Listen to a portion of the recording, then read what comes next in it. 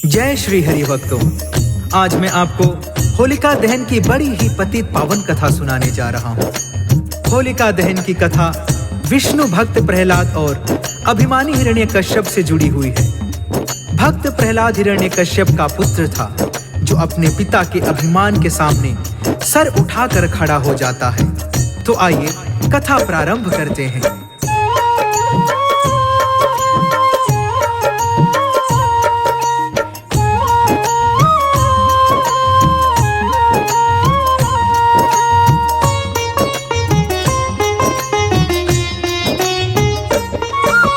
श्री विष्णु भगवान के चरणन शीश नवाते हैं, हाँ शीश नवाते हैं। होलिका दहन के तुमको पावन कथा सुनाते हैं, हम गाथा गाते हैं। परम भक्त प्रहलाद का हम विश्वास दिखाते हैं, विश्वास दिखाते हैं। होलिका दहन के तुमको पावन कथा सुनाते हैं, हम महिमा गाते हैं। आया होली का त्योहार, हुई खुशियों की बौछार। आया होली का त्योहार, हुई खुशियों की बौछार।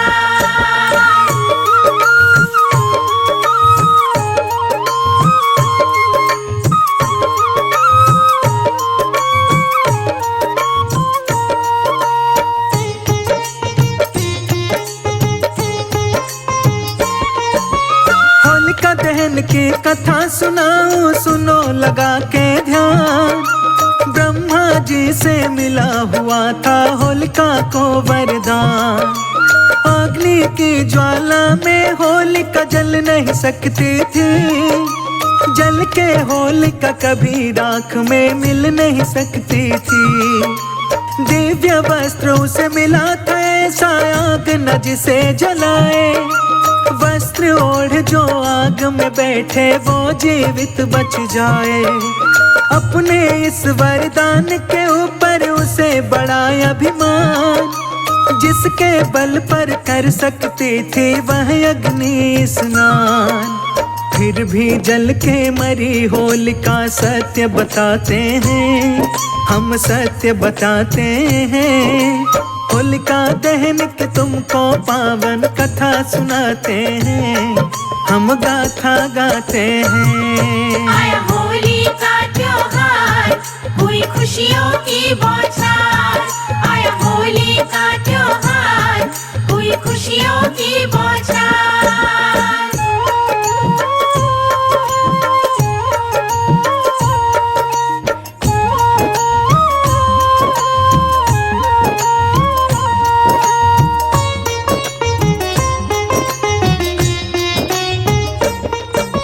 हिरण्यकश्यप नाम का महाअभिमानी राजा, जो विष्णु भगवान से द्वेष रखता है, वह स्वयं को भगवान मानता है। उसके राज्य की प्रजा उसको भगवान बोलने पर विवश थी। यदि कोई किसी दूसरे भगवान का नाम ले लेता था तो वह उसकी मृत्यु दंड दे देता था। हिरण्यकश्यप का एक पुत्र था, जिसकी आयु 12 वर्ष के आसपास की ही रही होगी। उसका नाम था प्रहलाद, जो श्री विष्णु का परम भक्त था। हिरण्यकश्यप के हृदय में भरा बड़ा अभिमान, स्वयं को घोषित कर बैठा वह सबसे बड़ा भगवान। उसके राज्य के सारे निवासी डर कर रहते थे। हिरण्यकश्यप को विष्णु से ऊपर कहते थे। उसके राज्य के हर मंदिर में उसी की प्रतिमा थी। देवी देव भगवान से ऊपर उसकी उपमा थी। उसी की पूजा, उसी की अर्चना, उसी का हो गुणगान। हिरण्यकश्यप ही था उनका सबसे बड़ा भगवान। विष्णु भक्त प्रहलाद से अब तुमको मिलवाते हैं, तुमको मिलवाते हैं। होलिका दहन के तुमको पावन कथा सुनाते हैं, हम महिमा गाते हैं। आया होली का त्योहार, हुई खुशियों की बौछार। आया होली का त्योहार, हुई खुशियों की बौछार।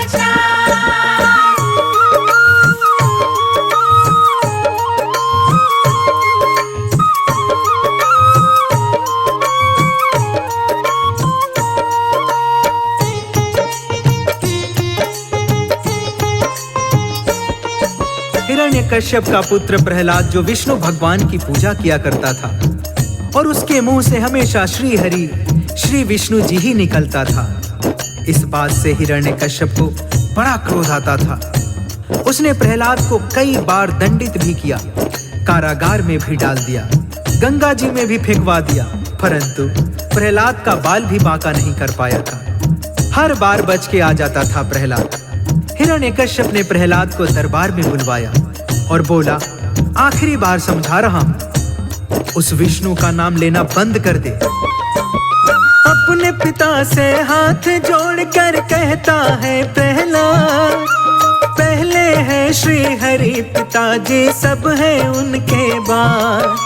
श्री विष्णु भगवान है मेरे प्राणों के आधार, उनके रहते कोई मुझको नहीं है सकता मार। सारी ही सृष्टि है जिनके चरणों के अधीन, क्षीर के अंदर शेष की सैया पर है जो आसीन।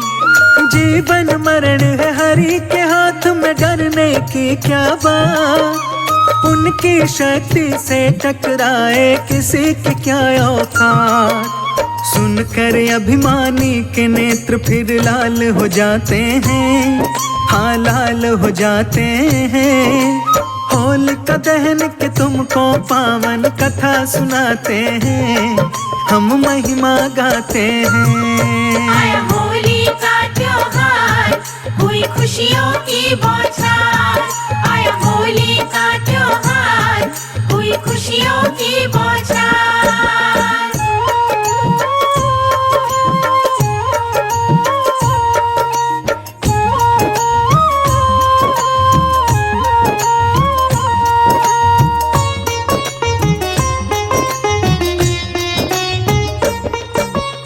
अपने विद्रोही पुत्र की बात सुनकर हिरण्यकश्यप आग बबूला हो जाता है। उसने मन ही मन कोई कठोर निर्णय ले लिया था।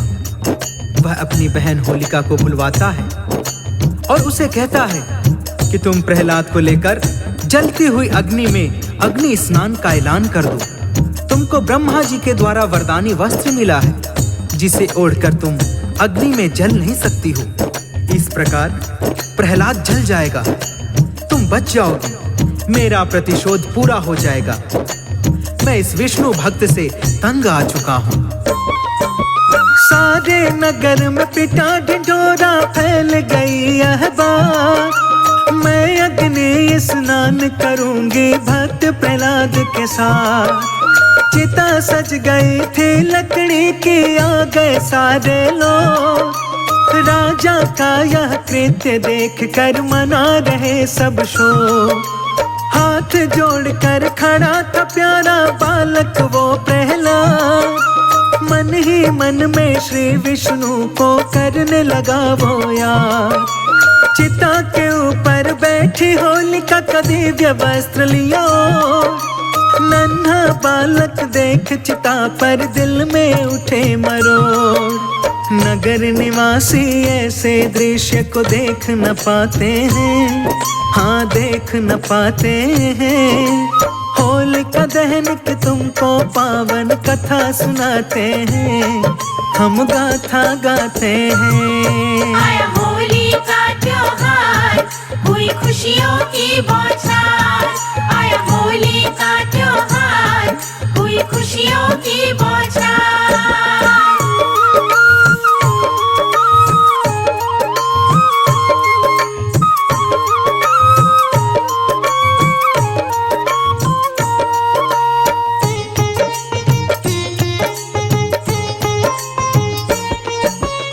होलिका प्रहलाद को अपनी गोद में लेकर बैठ जाती है। नगर निवासी ऐसा डरावना दृश्य देखकर सिसक रहे थे। हिरण्यकश्यप ने आदेश दिया कि आग लगा दी जाए। लकड़ी में आग लगा दी जाती है। प्रहलाद मन ही मन में अपने भगवान का ध्यान कर रहा है। अचानक से हवा का झोंका आता है। होलिका का वरदानी वस्त्र उड़कर प्रहलाद को लपेट लेता है। परिणाम स्वरूप होलिका जल के राख हो जाती है और प्रहलाद सुरक्षित बच जाता है। आग की लपटों में जल करके होलिका हो गई राख। श्री विष्णु की कृपा से देखो बच गया था प्रहलाद। हिरण्यकश्यप जल जाता है पुत्र को जीवित दे, खो बैठा था क्रोध के कारण बुद्धि और विवेक। बोला पुत्र पिता से अपने ला करके मुस्कान, मारने वाला है भगवान बचाने वाला भगवान। बहन आपके जल के मर गई हो गई जल के राख, अपनी बहन का आपके सिर पर चढ़ा पिताजी पाप। हर संकट से प्राण बचाने श्री हरि आते हैं, हाँ श्री हरि आते हैं। होलिका दहन के तुमको पावन कथा सुनाते हैं, हम महिमा गाते हैं। आया होली का त्योहार, हुई खुशियों की बौछार। आया होली का त्योहार, हुई खुशियों की बौछार।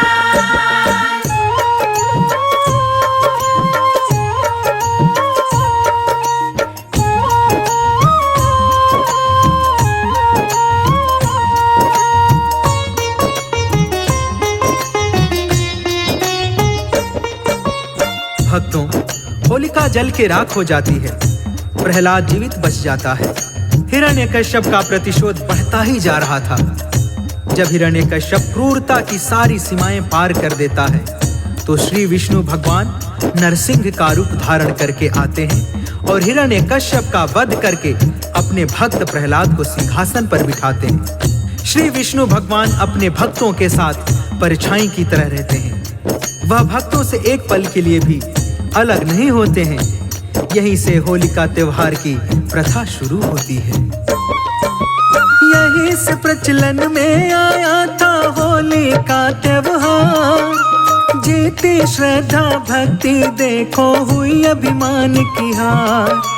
होलिका दहन की प्रथा यहीं से शुरू हो जाती है। जला के होलिका भक्तों होली खेली जाती है। फागुन में आता है होली का पावन त्योहार। लाल गुलाल अबीर उड़े उड़े रंगों की बौछार। होली वाले दिन रंगों की होती है बरसात। दुश्मन भी गले मिल जाते हैं भुला के सारी बात। रंगों की बरसात में सारे झूम के गाते हैं, हाँ झूम के गाते हैं। होलिका दहन के तुमको पावन कथा सुनाते हैं, हम महिमा गाते हैं। आया होली का त्योहार, हुई खुशियों की बौछार। आया होली का त्योहार,